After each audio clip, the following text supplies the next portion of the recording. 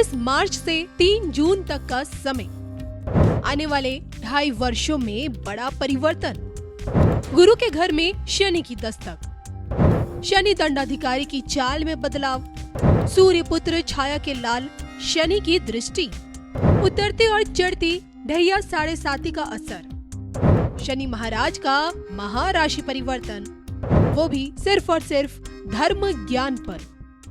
नमस्कार, धर्म ज्ञान के दर्शकों का स्वागत है। कविता राणा और मेरे साथ हमेशा की तरह आचार्य मयंक शर्मा जी। मयंक जी, स्वागत है आपका। धन्यवाद कविता जी। धर्म ज्ञान के सभी दर्शकों को सादर नमस्कार, आपका हार्दिक अभिनंदन और आपका हर पल मंगलमय हो। शनि सिद्ध मंदिर से लेकर हाजिर है कि अब की बार का शनि का महाराशि परिवर्तन कहता क्या है। इस बार का शनि परिवर्तन इम्पोर्टेंट इसलिए है क्योंकि 29 मार्च 2025 से लेके 3 जून 2027 तक का समय शनि जब अपने घर में नहीं बल्कि गुरु के घर में यानी कि मीन राशि में होंगे। और शनि का यही राशि परिवर्तन आप लोगों के लिए, धनु राशि वाले जातकों के लिए कैसा रहेगा, क्योंकि अब शनि के इसी राशि परिवर्तन के चलते 2.5 वर्षों के लिए शनि की ढैया आप ही पर ही लग रही है। तो 2.5 वर्ष की ढैया आप लोगों को क्या कुछ दिखाएगी, जिसकी शुरुआत 29 मार्च से शुरू हो जाएगी। सब कुछ जानेंगे मयंक जी से। मयंक जी, शनि का गोचर धनु राशि के लिए। देखिए, धनु राशि के ऊपर शनिदेव अभी तीसरे भाव में चल रहे थे। कहते हैं कि वहां शनिदेव बहुत अच्छा करते हैं। अब चतुर्थ भाव में आ गए हैं तो आपको ये कहा जाए कि शनि की आपको ढैया प्रारंभ होगी। और शनि की ढैया काफी कुछ जीवन में परिवर्तन लाती है, थोड़ा उतार चढ़ाव भी रहता है। और अक्सर मैंने देखा है कि धनु राशि वालों को शनि की ढैया हो या 7.5 बहुत ज्यादा खराब नहीं करती है, क्योंकि यहाँ शनि सामान्य है, न्यूट्रल है। ना तो बहुत अच्छा कुछ कर देते हैं, ना कोई बहुत ज्यादा नुकसान करते हैं, लेकिन फिर भी छोटी मोटी परेशानियां रहेंगी। अब ढैया को इस तरीके से समझिए, शनि की दृष्टि कहाँ कहाँ पड़ रही है। शनि की दृष्टि रोग ऋण शत्रु भाव पे पड़ रही है, ये सब चीजें थोड़ी बढ़ जाएंगी। और शनि की दृष्टि आपके कार्य व्यवसाय नौकरी पे पड़ रही है, वहां पर भी शनिदेव अब जो है ना, हालात थोड़े से कहते हैं ना कि कंपटीशन बढ़ेगा। आपको कोई भी चीज आसानी से हासिल नहीं होगी, थोड़ा मेहनत ज्यादा करवाएंगे जी। देंगे सब कुछ बट मेहनत ज्यादा करा के। इसके साथ साथ शनि की जो 10वीं दृष्टि पड़ रही है वो भी कहना चाहिए स्वयं आपकी राशि के ऊपर पड़ रही है, जिसके चलते थोड़ा सा शारीरिक कष्ट, थकावट, गिरावट या कहीं ना कहीं मन में तनाव, चिंता रहेगी। आप ये एक बात नोट कर लीजिए दर्शकों, कविता जी, कभी आपने भी नोटिस किया होगा कि जिन व्यक्तियों को शनि की महादशा चलती है, शनि की अंतरदशा चलती है, या शनि में चंद्र या चंद्रमा में शनि चलता है, तो उनके चेहरे का रंग जो है ना वो हल्का सा काला पड़ जाता है, यानी कि चेहरे पे शनि की छाया आने लगती है, व्यक्ति तनावग्रस्त रहता है। तो मेरा ये अनुभव कहता है कि शनि की ढैया में, 7.5 में, दशा अंतरदशा में व्यक्ति जरूरत से ज्यादा सोचता है और उसको ना एकांत प्रिय हो जाता है, यानी कि वो व्यक्ति अलग थलग रहना पसंद करता है, कम बोलता है। उसको घूमना फिरना, मौज मस्ती करना, पार्टी करना या सोशलाइज होना वो अच्छा नहीं लगता है, क्योंकि शनि एक वैराग्य देने वाले ग्रह हैं। व्यक्ति का मन जो है ना सुख साधनों से दूर कर देते हैं। तभी तो कहा गया है ज्योतिष में, अगर आपको कुंडली में वैराग्य संन्यास योग है तो बिना शनि के हो ही नहीं सकता है।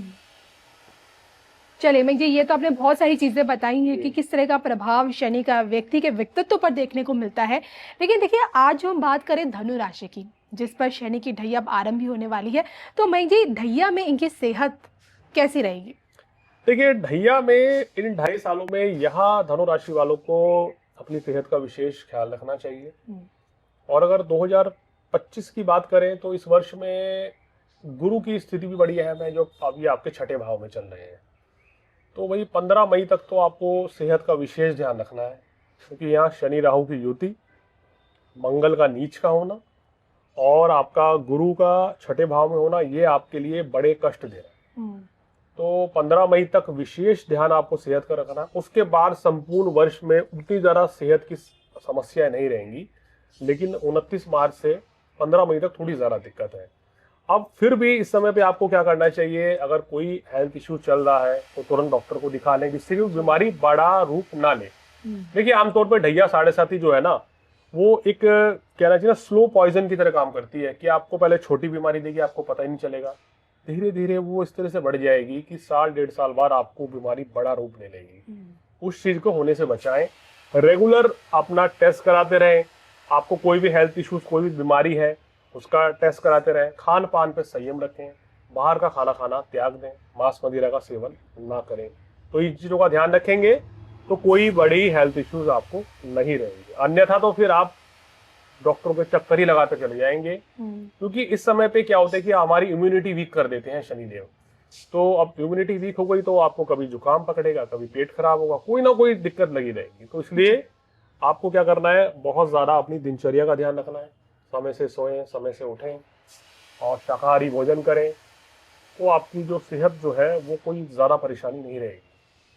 मयंक जी, स्वास्थ्य के बारे में आपसे जाना, रिश्तों पे भी क्या आपको लगता है कि 2.5 वर्ष में दिखेगा असर शनि महाराज जी का? देखिए, शनि का केंद्रीय प्रभाव रहता है। अब शनि की डायरेक्ट दृष्टि आपके विवाह स्थान पे तो नहीं पड़ रही है, लेकिन केंद्र में तो शनि आ गए हैं, चतुर्थ भाव में आ गए हैं, तो केंद्रीय प्रभाव सप्तम भाव पे रहेगा, जिसके चलते कभी कभी जीवन साथी के साथ मनमुटाव, कड़वाहट की स्थिति पैदा होना, आपके अंदर क्रोध की अधिकता कभी कभी बढ़ जाएगी।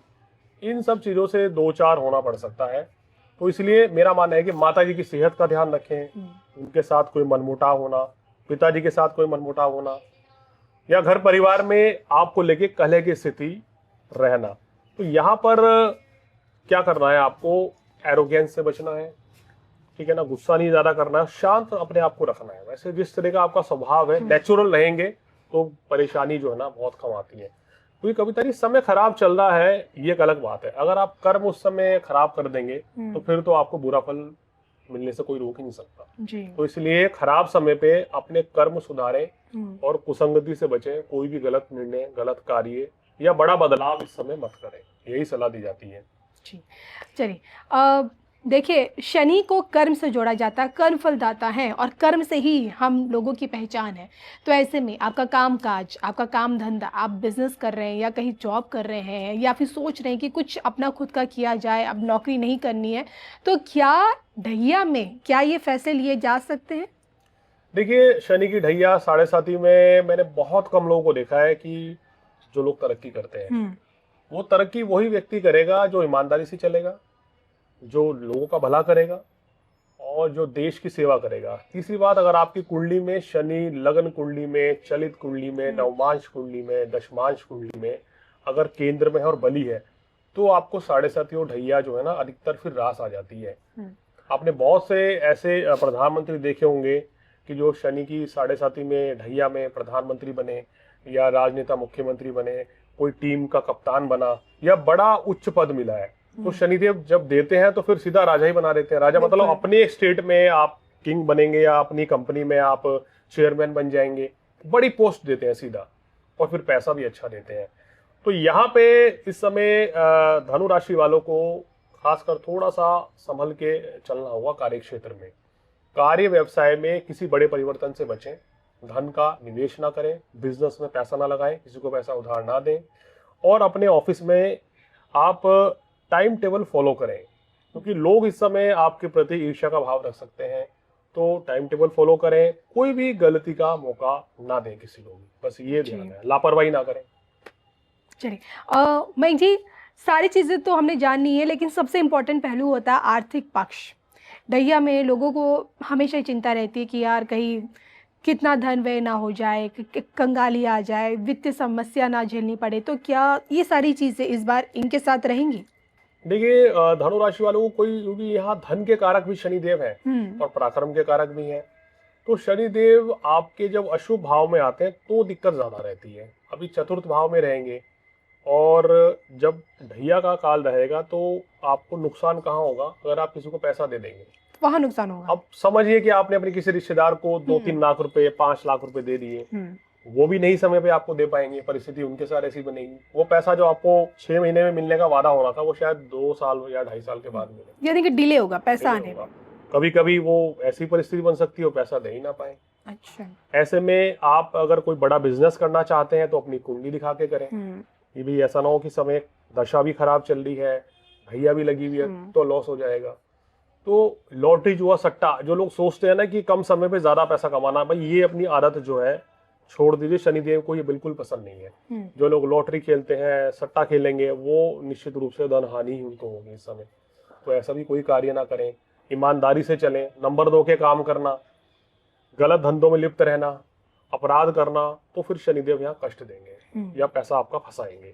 जी। जनरली यहाँ आपको कोई बड़ा लॉस, बड़ा नुकसान नहीं होगा। आप घबराइए मत, डरिए मत, ईमानदार रहेंगे, निष्ठावान रहेंगे और समाज सेवा करेंगे तो शनिदेव आपको शुभ फल भी देंगे। बिल्कुल। मैं जी, जाते जाते शनि से जुड़े उपाय के तौर पे आप क्या करें, शनिवार के दिन बहते जल में 5 बादाम प्रवाहित करके देखें तो आपको बहुत लाभ मिलेगा।